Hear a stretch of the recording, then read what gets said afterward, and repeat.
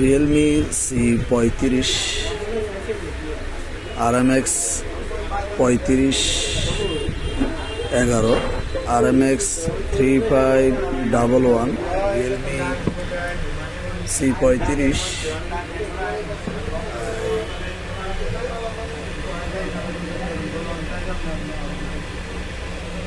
FRP remove করার জন্য একবারে সহজ, সেটি হলো ভলিউম প্লাস এবং মাইনাস ধরে রেখে ইউএমটি দিয়ে একদম সহজভাবে কাজটি করা যায়।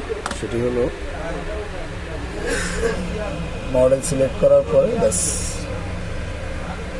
ইএমএমসি দেওয়া যাবে না কোনোভাবে, ইএমএমসি কোনোভাবে দেওয়া যাবে না, এটা কোনোভাবে দেওয়া যাবে না, নর্মালি দিতে হবে, নর্মালি,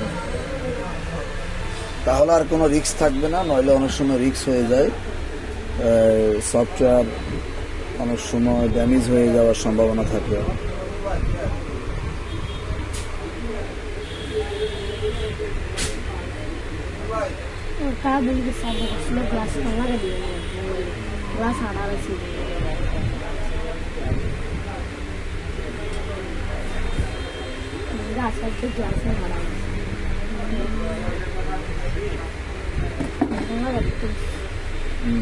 টাকা আনছো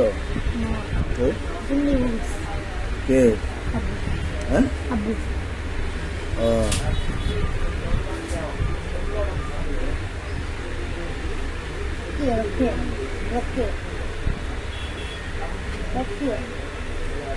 El